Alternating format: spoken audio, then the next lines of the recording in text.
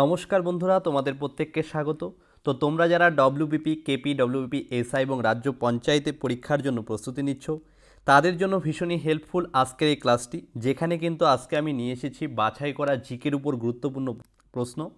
তো প্রত্যেকটি প্রশ্ন আলোচনা করব, তো তোমরা প্রথম থেকে শেষ পর্যন্ত অবশ্যই কিন্তু ক্লাসটি দেখবে। তাহলে চলো শুরু করছি। প্রথম প্রশ্ন দেখো কি রয়েছে, গান্ধীজি জন্মগ্রহণ করেছেন কোন শহরে? আমরা জানি স্বাধীনতা সংগ্রামী গান্ধীজি তিনি কোন শহরে জন্মগ্রহণ করেছে। দেখো অপশনগুলোর মধ্যে এখানে কিন্তু সঠিক উত্তর হয়ে যাবে পোরবন্দরে, গুজরাটের পোরবন্দরে তিনি কিন্তু জন্মগ্রহণ করেছেন। এবার এই রিলেটেড কি পয়েন্টসগুলো কিন্তু ভীষণ ভীষণ ইম্পর্টেন্ট, এগুলো কিন্তু আমরা মনে রাখতে হবে আমাদেরকে। দেখো কি রয়েছে, 1869 সালের 2রা অক্টোবর গুজরাটের পোরবন্দরে গান্ধীজি কিন্তু জন্মগ্রহণ করেন। তার দেখো পিতার নাম কি ছিল, করমচাঁদ উত্তমচাঁদ গান্ধী, ঠিক আছে, এবং মাতার নাম ছিল পুতলিবাই। কোথাও কোথাও প্রশ্ন আসে কিন্তু। তবে দেখো গান্ধীজিরা ছিলেন নিরামিষাশী, নিরামিষ খাবার আহারাদি গ্রহণ করতেন এবং জৈন বণিক সম্প্রদায়ভুক্ত ছিল তার বাবা এবং পূর্বপুরুষ। ইংল্যান্ড থেকে ব্যারিস্টারি পাশ করে ভারতে তিনি ফিরে এসেছিলেন 1891 সালে এবং 1892 সালে দক্ষিণ আফ্রিকায় তিনি কিন্তু কর্মসূত্রে চলে গিয়েছেন। এবার এই প্রশ্নটা পরীক্ষায় আসে খুব। দেখো 1915 সালের 9ই জানুয়ারি তিনি দক্ষিণ আফ্রিকা থেকে ভারতবর্ষে ফিরে আসেন, ঠিক আছে, এবং এই 9ই জানুয়ারি তারিখে কিন্তু প্রবাসী ভারতীয় দিবসও কিন্তু পালিত হয়ে থাকে। এই গান্ধীজির এই ভারত আগমন অর্থাৎ দক্ষিণ আফ্রিকা থেকে ভারতের আগমনের যে কাল বা ডেট অনুযায়ী কিন্তু এই 9ই জানুয়ারি তারিখে কিন্তু প্রবাসী ভারতীয় দিবস কিন্তু পালিত হয়ে থাকে, পরীক্ষায় প্রশ্ন আসে। দেখো বর্তমানে এই দিনটি অনাবাসী ভারতীয় দিবস হিসেবেও বা প্রবাসী ভারতীয় দিবস হিসেবে পালন করা হয়। এবারে দেখো তিনি দক্ষিণ আফ্রিকায় যে ছিলেন তার যে কর্মস্থল ছিল কোথায় ছিল, দেখো সেটা ছিল দক্ষিণ আফ্রিকার নাটালে। হ্যাঁ, এটা মনে রাখবে। তারপরে ভীষণ ইম্পর্টেন্ট দেখো এই গান্ধীজি রিলেটেড, গান্ধীজির যে আত্মজীবনী সেটার নাম কি, সেটার নাম হচ্ছে মাই এক্সপেরিমেন্টস উইথ ট্রুথ। পরীক্ষায় আসা কিন্তু প্রশ্ন, এটা কিন্তু গুজরাটি ভাষায় লেখা, মাই এক্সপেরিমেন্টস উইথ ট্রুথ, ঠিক আছে। ইংরেজিতে অনুবাদ করেছেন গান্ধীজির সচিব যিনি ছিলেন তিনি, তার নাম হচ্ছে মহাদেব দেশাই। দেখো 1909 সালে গান্ধীজি হিন্দ স্বরাজ বা ইন্ডিয়ান হোম রুলস লিখেছিলেন। 1909 সালে গান্ধীজি কী করেছিলেন, হিন্দ স্বরাজ বা ইন্ডিয়ান হোম রুল কিন্তু লিখেছিলেন। ইংল্যান্ড থেকে আফ্রিকা যাওয়ার সময় তিনি কিন্তু এই পত্রিকাটি কিন্তু লিখেছেন। এবার দেখো গান্ধীজি 1903 এবং 15 সাল পর্যন্ত দক্ষিণ আফ্রিকায় ইন্ডিয়ান ওপিনিয়নে তিনি কিন্তু লিখতেন, পত্রিকার নাম এটা ইন্ডিয়ান ওপিনিয়নের নাম। তবে দেখো ইন্দুকাল জাজিকের ইয়ং ইন্ডিয়া পত্রিকায় গান্ধীজি কিন্তু লিখতেন। 1919 থেকে 1931 সাল পর্যন্ত তিনি কিন্তু লিখেছেন। খিলাফত অসহযোগ আন্দোলনের সময় তিনি কিন্তু এই লেখাগুলো লিখেছেন। তারপরে দেখো গান্ধীজি 1993 সালে হরিজন পত্রিকায় লিখতেন ভারত ছাড়ো আন্দোলন সম্পর্কিত। নবজীবন পত্রিকা 1947 সালের নভেম্বরে গান্ধীজির আশীর্বাদে কিন্তু শুরু হয়েছিল। 1894 সালে Gandhiji Natal Indian national Congress গড়ে তোলেন। তারপরে গান্ধীজির দুটি নীতি ছিল, খুব ইম্পর্টেন্ট নীতি দুটি কী কী দেখো, এক হচ্ছে সত্যাগ্রহ, দুই হচ্ছে অহিংসা, ঠিক আছে। তাকে অহিংসা সত্যাগ্রহের জনকও কিন্তু বলা হয়ে থাকে। সত্যাগ্রহ মানে সত্য অবিচল থাকার কিন্তু একটা প্রতিজ্ঞা। তবে দেখো জন রাস্কিনের শেষ পর্যন্ত ইউনিট অফ দ্য লাস্ট গ্রন্থ থেকে তিনি সত্যাগ্রহের ধারণাটি কিন্তু পেয়েছেন। হ্যাঁ, রুশ লেখক লিও টলস্টয়ের ঈশ্বরের রাজ্য থেকে তিনি অহিংসা নীতি গ্রহণ করেছেন। প্রশ্নগুলো কিন্তু আসে অনেক সময়, ডিপে কোশ্চেন আসলে কিন্তু আসতে পারে। লেখক লিও টলস্টয়ের ঈশ্বরের রাজ্য থেকে the kingdom of the god is within you থেকে তিনি অহিংসা নীতি গ্রহণ করেছিলেন। ভারতীয় ত্রাণ আইন 1914, দক্ষিণ আফ্রিকা সরকারের প্রধান জেনারেল স্মার্টস ও গান্ধীজির আলোচনার কিন্তু ফলশ্রুতি ছিল। তারপর দেখো এই যে রবীন্দ্রনাথ ঠাকুর তাকে কিন্তু মানে গান্ধীজিকে কিন্তু মহাত্মা নামে অভিহিত করেছেন, ঠিক আছে। গান্ধীজির নাম যে আমরা গান্ধীজির নামে শুরুতে মহাত্মা কথাটা বলি, এটা কিন্তু রবীন্দ্রনাথ ঠাকুর দিয়েছেন। নেতাজি বলেছিলেন জাতির জনক, এই যে জাতির জনক বলা হয়ে থাকে গান্ধীজিকে, কে বলেছিলেন, নেতাজি, এটা মনে রাখতে হবে। তবে দেখো গান্ধীজির রাজনৈতিক গুরু কি, পরীক্ষায় আসা কিন্তু প্রশ্ন। গান্ধীজির রাজনৈতিক আদর্শের দীক্ষা পেয়েছিলেন কিন্তু গোপাল কৃষ্ণ গোখলের কাছ থেকে, তাই তাকে কিন্তু রাজনৈতিক গুরু বলা হয়ে থাকে। তবে দেখো ভারতে তার প্রথম প্রধান প্রকাশ্য উপস্থিতি ছিল 1916 সালের ফেব্রুয়ারিতে বেনারস হিন্দু বিশ্ববিদ্যালয়ের উদ্বোধনী কিন্তু অনুষ্ঠানে। 1916 সালে গান্ধীজি সবরমতী নদীর তীরে একটি সত্যাগ্রহ আশ্রমও কিন্তু গড়ে তোলেন। তবে দেখো মহাত্মা গান্ধীর ভারতে প্রথম সত্যাগ্রহ আন্দোলন সেটার নাম কি, চম্পারণ সত্যাগ্রহ, কত সালে হয়েছিল, দেখো 1917 সালে। এই চম্পারণ এটা কিন্তু বিহারে অবস্থিত। বর্তমান কোথায় অবস্থিত চম্পারণ, এটা কিন্তু বিহারে অবস্থিত। এই অঞ্চলে নীলকর সাহেবেরা 3 কাঠিয়া ব্যবস্থার মাধ্যমে কৃষকদের অকথ্য কিন্তু কি করতেন, অকথ্য অত্যাচার ও নিপীড়ন করতেন। সেখানকার স্থানীয় নেতা রাজকুমার শুক্লার আহ্বানে তিনি কিন্তু চম্পারণে যান এবং 1917 সালে নীল চাষিদের অনুকূলে তিনি কিন্তু চম্পারণ বা বিহার সত্যাগ্রহ আরম্ভ করেন। অপর গুরুত্বপূর্ণ যারা নেতা ছিল, শুধুমাত্র গান্ধীজি ছিলেন না এই চম্পারণ সত্যাগ্রহের নেতৃত্ব, তার পাশাপাশি ছিলেন ডক্টর রাজেন্দ্র প্রসাদ, আচার্য কৃপালিনী, মহাদেব দেশাই, ঠিক আছে, এরা কিন্তু প্রত্যেকেই ছিল এই সত্যাগ্রহ আন্দোলনের সঙ্গে যুক্ত। 1917 সালে গান্ধীজিকে গ্রেপ্তারও করা হয়েছে, ইংরেজরা কিন্তু গ্রেপ্তার করেছিল সত্যাগ্রহ আন্দোলন করার জন্য। তারপর দেখো তার আরেকটি সত্যাগ্রহ বলা যেতে পারে, সেটা হচ্ছে আমেদাবাদের মিল ধর্মঘট 1918 সালে হয়েছিল। কাপড় কলের কর্মচারীদের স্বার্থে শ্রমিকদের বেতন বৃদ্ধির উদ্দেশ্যে কিন্তু এই সত্যাগ্রহ করেছিল, ঠিক আছে, যেখানে কিন্তু তিনি আমরণ অনশনও করেছিলেন। তবে দেখো খেদার সত্যাগ্রহ ইম্পর্টেন্ট, সাল ধরে পরীক্ষায় প্রশ্ন আসে। এটা কিন্তু গুজরাটে হয়েছিল 1918 সালে খাজনা থেকে অব্যাহতি পাওয়ার জন্য। তুলা চাষিদের সমর্থনে করেছিলেন গান্ধীজি এক সত্যাগ্রহ আন্দোলন, সেটার নাম হচ্ছে খেদার সত্যাগ্রহ। অন্যান্য নেতারা কারা ছিলেন, শুধুমাত্র গান্ধীজি তা কিন্তু না, ইন্দুলাল জাগিক, সর্দার বল্লভভাই প্যাটেল, তারা কিন্তু এই খেদা সত্যাগ্রহ আন্দোলনের সঙ্গে যুক্ত ছিলেন। আচ্ছা, চলে যাব পরবর্তী প্রশ্ন। দেখো কি বলেছে, লোকসভার দুটি অধিবেশনের মধ্যে সময়ের ব্যবধান কত হয়ে থাকে? তাহলে ভারতীয় সংবিধানের দুটি কক্ষ রয়েছে, রাজ্যসভা, লোকসভা। এর মধ্যে লোকসভায় কিন্তু বাৎসরিক অধিবেশন বসে। সেই অধিবেশনগুলোর মধ্যে একটি অধিবেশন হওয়ার পর পরবর্তী অধিবেশনের মধ্যে কিন্তু সময়সীমা নির্ধারণ হয়ে থাকে। সেই সময়সীমাটা ম্যাক্সিমাম কত হতে পারে দেখো, সেটা হচ্ছে ম্যাক্সিমাম হতে পারে হচ্ছে 6 মাস, অর্থাৎ 6 মাসের মধ্যে একটা অধিবেশন হওয়ার পর আরেকটা অধিবেশন 6 মাসের মধ্যে কিন্তু হতে হবে। প্রতি বছর লোকসভায় যে অধিবেশন হয়ে থাকে সেটা কিন্তু 3টি অধিবেশন অনুষ্ঠিত হয়ে থাকে। এই 3টি অধিবেশনের নাম কি দেখো, এবং কোন সময়কালে হয়ে থাকে সেটা কিন্তু আমরা জেনে নেব। প্রথম যে অধিবেশন সেটার নাম হচ্ছে বাজেট অধিবেশন। এটা মোটামুটি ফেব্রুয়ারি থেকে মে মাস নাগাদ হয়ে থাকে। এটা কিন্তু সবথেকে দীর্ঘ সময় ধরে হয়, তাই এটা কিন্তু দীর্ঘতম অধিবেশন 3টির মধ্যে। তারপরে দেখো বাদল অধিবেশন জুলাই থেকে সেপ্টেম্বর মাসের মধ্যে হয়ে থাকে, ঠিক আছে। তার পরবর্তী দেখো শীতকালীন অধিবেশন, এটা কিন্তু নভেম্বর থেকে ডিসেম্বরের মধ্যে হয়ে থাকে এবং এটা স্বল্প সময় ধরে হয়, তাই এটা ক্ষুদ্রতম অধিবেশন। বুঝতে পারলে বন্ধুরা? আরেকটি কথা, WBP constable, SI and KP constable অধ্যায়ভিত্তিক সেরা প্রস্তুতি নিতে আমাদের হোয়াটসঅ্যাপ নাম্বারে একবার হোয়াটসঅ্যাপ করে নাও। গণিত, ইংরেজি, জিকে, রিজনিং প্রত্যেকটা বিষয়ে একদম অধ্যায় ধরে ধরে বেসিক লেভেল থেকে একদম প্রথম থেকে ক্লাস করানো হবে। মাসিক কোনো বেতন নেই, পরীক্ষা পর্যন্ত সেরা গাইডেন্স পাবে নতুন সিলেবাস অনুযায়ী। Live class, recorded class plus PDF all পাবে। একবার পেমেন্ট করলেই যতদিন না চাকরি পাচ্ছ ক্লাস করতে পারবে। One time payment. 5 জন আলাদা আলাদা টিচার্সের মাধ্যমে তোমাদের প্রত্যেকটি সাবজেক্ট ধরে ধরে অঙ্ক একদম যারা কিছুই বুঝতে পারো না তাদের জন্য জলের মতো সহজ করে বুঝিয়ে দেওয়া হবে। আমাদের কলকাতা পুলিশের এসআইতে আমরা 95% হুবহু প্রশ্ন কমন দিয়েছি প্রমাণসহ। সেই কমনের প্রমাণ পেতে তোমরা জয়েন করে নাও আমাদের টেলিগ্রাম চ্যানেলে বেঙ্গলি নলেজ একাডেমিতে, লিঙ্ক ইন ডেসক্রিপশন। এটি আমাদের 7 নম্বর ব্যাচ। প্রথম 100 জন 30% ডিসকাউন্ট পাবে। প্রথম 100 জন 30% ডিসকাউন্ট পাবে। তাই ভাই, তোমার যদি একটি সিট এনি হাউ চাই, যেহেতু পশ্চিমবঙ্গ পুলিশ এবং কলকাতা পুলিশ দুটো ভ্যাকেন্সি বেরিয়েছে, তাই একটিতে না একটিতে কিন্তু তোমার হবেই এবার। যদি আমাদের কাছে প্রস্তুতি নাও, 95% হুবহু কমন দেওয়ার দায়িত্ব আমাদের। তোমরা শুধু পড়াশোনা করবে। তো প্রস্তুতি নিতে হলে কিন্তু স্ক্রিনে দেওয়া নাম্বারে একবার অবশ্যই হোয়াটসঅ্যাপ করে নাও। একদম বেসিক থেকে ধরে ধরে প্রথম থেকে সমস্ত ক্লাস করানো হবে। আচ্ছা, পরবর্তী প্রশ্ন ইম্পর্টেন্ট কোশ্চেন দেখো একটা, 10 ডিগ্রি চ্যানেলের অবস্থান কোথায়? হ্যাঁ, সীমান্ত বরাবর এই জিনিসগুলো কিন্তু অবস্থিত হয়ে থাকে। তার মধ্যে দেখো 10 ডিগ্রি চ্যানেলের অবস্থান হচ্ছে আন্দামান নিকোবরের দুটো আন্দামান এবং নিকোবর যে দ্বীপপুঞ্জ রয়েছে, তাই না, ভারতের একেবারে দক্ষিণ দিকে, সেখানে কিন্তু ছোট আন্দামান এবং কার নিকোবর এই দুইয়ের মাঝে কিন্তু এই 10 ডিগ্রি চ্যানেলের কিন্তু অবস্থান লক্ষ্য করা যায়। এবার দেখো এই যে নিকোবর নিকোবর ও ইন্দোনেশিয়া, এই দুটি জায়গার মধ্যে সীমান্ত বরাবর যে চ্যানেল রয়েছে সেটা কিন্তু 6 ডিগ্রি চ্যানেল। পরীক্ষা ঘুরে ফিরে 6 ডিগ্রি চ্যানেলও আসতে পারে। বা দেখো যে ছোট আন্দামান আর কারা নিকোবরের মধ্যে 10 ডিগ্রি চ্যানেল আমরা তো জেনেই নিলাম। তবে দেখো মিনিকয় ও লাক্ষাদ্বীপের মধ্যে কি রয়েছে, 9 ডিগ্রি চ্যানেল, ঠিক আছে। তারপর মালদ্বীপ এবং মিনিকয়ের মধ্যে রয়েছে 8 ডিগ্রি চ্যানেল।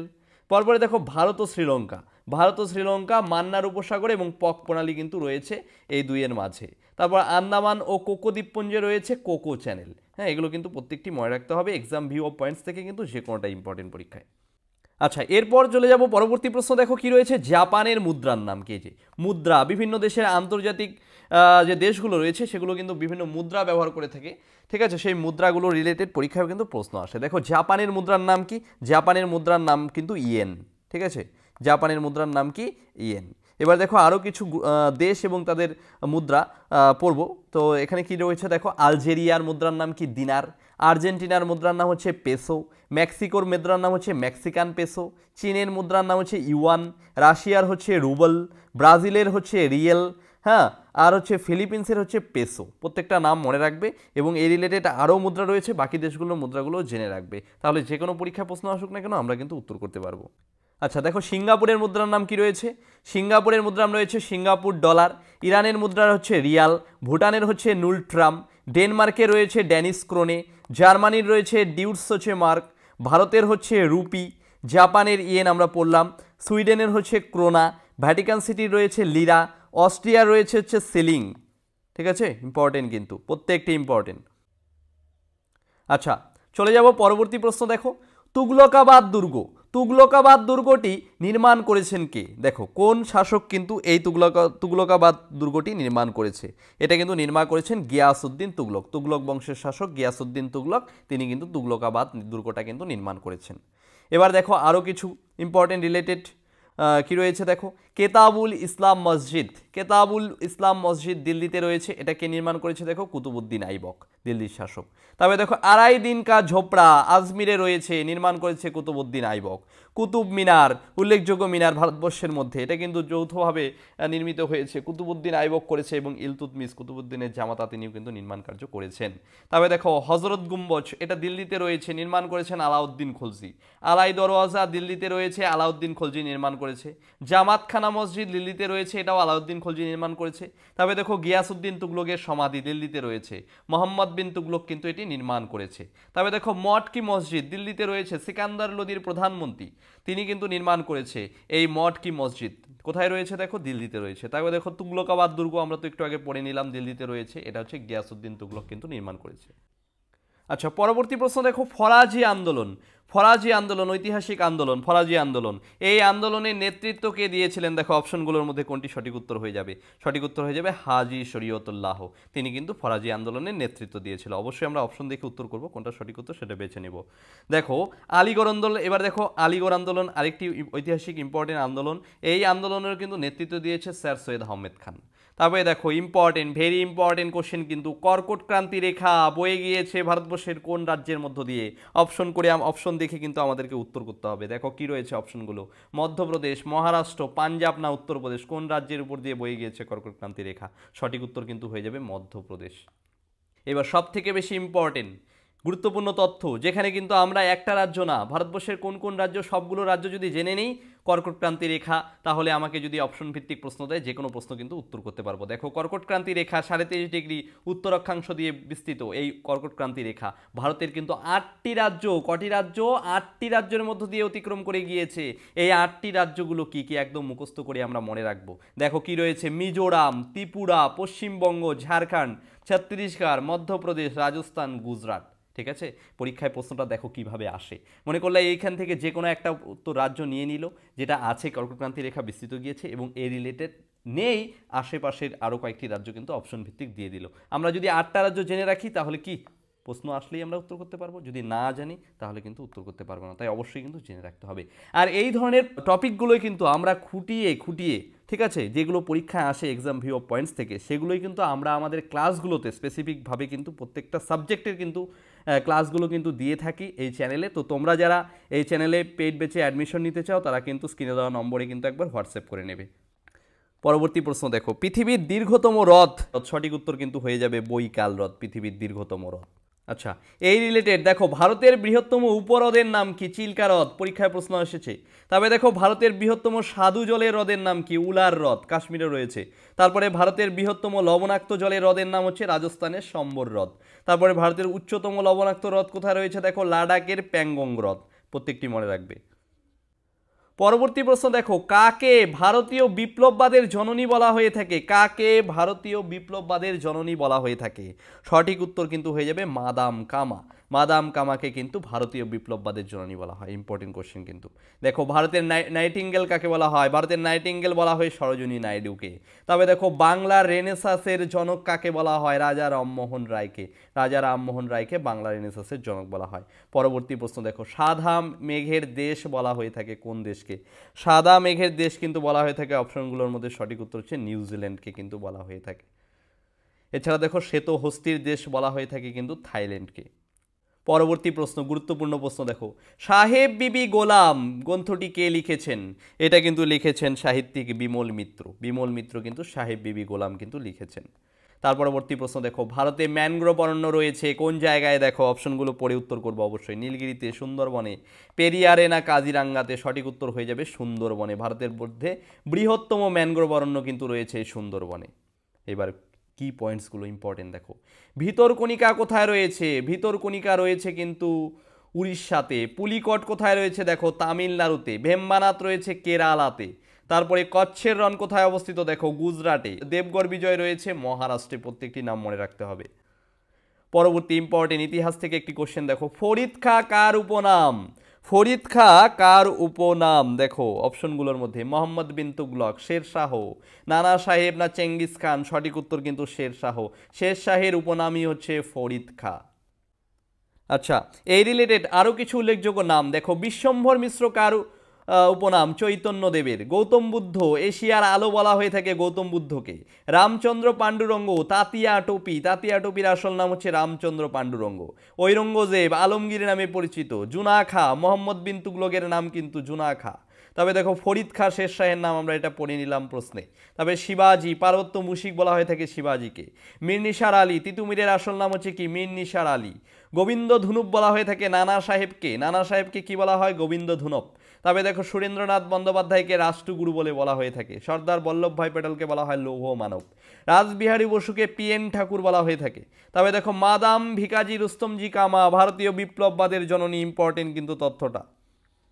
আচ্ছা, পরবর্তী প্রশ্ন দেখো, উদ্ভিদের পুষ্টিতে যে উপাদানটি কম প্রয়োজন সেটি কি? দেখো নিম্নোক্ত কোন উপাদানটি উদ্ভিদের যে পুষ্টি সেখানে কম পরিমাণে প্রয়োজন? দেখো অপশন ভিত্তিক প্রশ্ন, অবশ্যই অপশনগুলো দেখে উত্তর করব। সঠিক উত্তর কিন্তু এখানে হয়ে যাবে কি?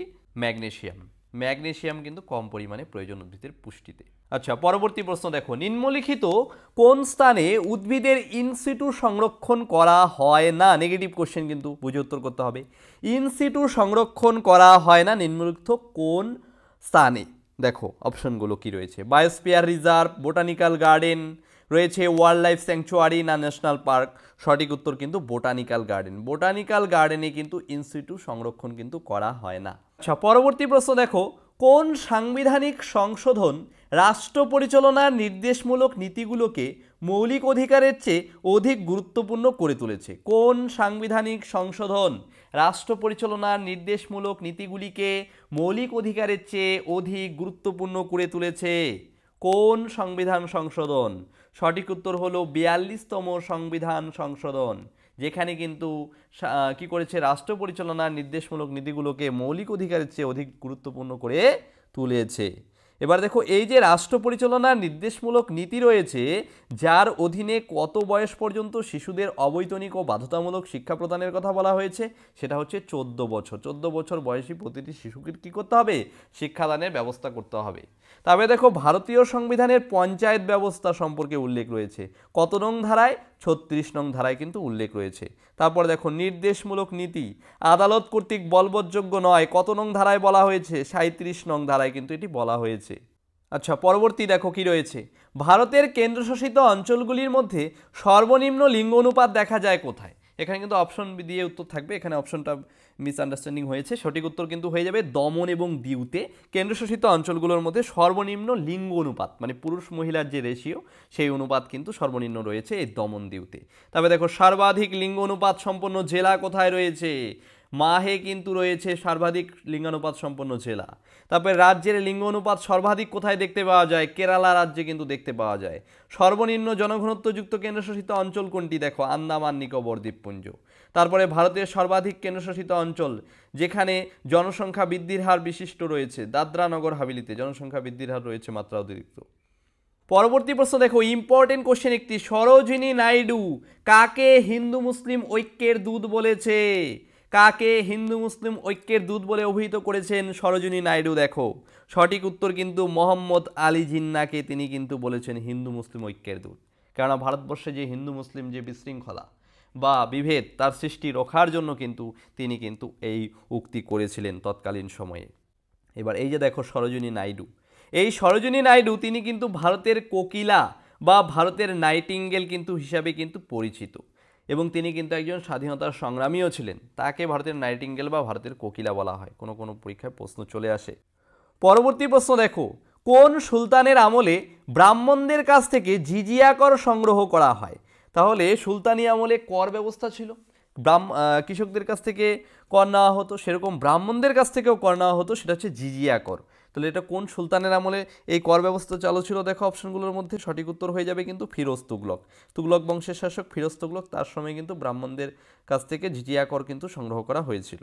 আচ্ছা, এবার কি পয়েন্টস দেখো কি রয়েছে। এই যে ফিরোজ শাহ তুগলক, ফিরোজ শাহ তুগলকের বিশেষ করে ফিরোজ শাহ তিনি কিন্তু একটা দুর্গ নির্মাণ করেছে, ফিরোজ শাহ কোটলা। হ্যাঁ, কোটলা দুর্গ 1354 সালে সুলতান ফিরোজ শাহ তুগলক কিন্তু তৈরি করেছে। এই ফিরোজ শাহর নামে কিন্তু একটি স্টেডিয়ামও রয়েছে দিল্লিতে, ফিরোজ শাহ কোটলা স্টেডিয়াম। ঠিক আছে, সেখানে কিন্তু দুর্গটা অবস্থিত ছিল। তবে দেখো এটি পুরনো দিল্লি ও নতুন দিল্লির মধ্যে যমুনা নদীর তীরে কিন্তু নির্মিত করা হয়েছিল ফিরোজ শাহ কোটলা। তবে দেখো ফিরোজ শাহ তুগলক ছিলেন তুগলক রাজবংশের দিল্লি সুলতানদের মধ্যে একজন শাসক। তিনি মোহাম্মদ বিন তুগলকের উত্তরসূরি ছিলেন। 1351 থেকে 1388 সাল পর্যন্ত কিন্তু তিনি শাসন করেছিলেন ভারতবর্ষ, বিশেষ করে দিল্লি রাজবংশ। আচ্ছা, পরবর্তী প্রশ্ন দেখো, কলিরু হ্রদ জলাভূমিটি কোথায় অবস্থিত? দেখো কলিরু হ্রদ জলাভূমিটি কোন রাজ্যে অবস্থিত? তামিলনাড়ু, অন্ধ্রপ্রদেশ, উড়িষ্যা না মধ্যপ্রদেশ? সঠিক উত্তর কিন্তু অন্ধ্রপ্রদেশ রাজ্যের একটি জলাভূমি, সেটা হচ্ছে কলিরু হ্রদ।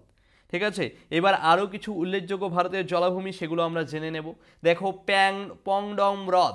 পং ড্যাম হ্রদ রয়েছে কোন রাজ্যে? দেখো হিমাচল প্রদেশ রাজ্যে। উলার হ্রদ রয়েছে জম্মু কাশ্মীরে। লুনার হ্রদ রয়েছে দেখো মহারাষ্ট্রে। লোকটাক হ্রদ কোথায় রয়েছে? দেখো মণিপুরে, পরীক্ষায় আসে প্রশ্নটি। ভিতরকণিকা কোথায় রয়েছে? উড়িষ্যাতে। চিল্কা হ্রদ রয়েছে উড়িষ্যাতে। রুদ্রসাগর হ্রদ দেখো কোথায় রয়েছে? রুদ্রসাগর হ্রদ এটা কিন্তু ত্রিপুরাতে রয়েছে। এবং পূর্ব কলকাতার জলাভূমি কোথায় রয়েছে? দেখো পশ্চিমবঙ্গে। আরেকটি রয়েছে, সেটা হচ্ছে সুন্দরবন। ঠিক আছে, আচ্ছা তাহলে এই ছিল আজকের ক্লাসের গুরুত্বপূর্ণ প্রশ্নোত্তর এবং কি পয়েন্টস নিয়ে আলোচনা। তোমরা যারা ব্যাচে অ্যাডমিশন নিতে যাও তারা কিন্তু অতি অবশ্যই কিন্তু হোয়াটসঅ্যাপ নাম্বারে কন্ট্যাক্ট করে নেবে খুব তাড়াতাড়ি। আর আজকের এই ক্লাসের যদি পিডিএফ পেতে চাও তাহলে কিন্তু টেলিগ্রামে গিয়ে কিন্তু জয়েন করে নেবে।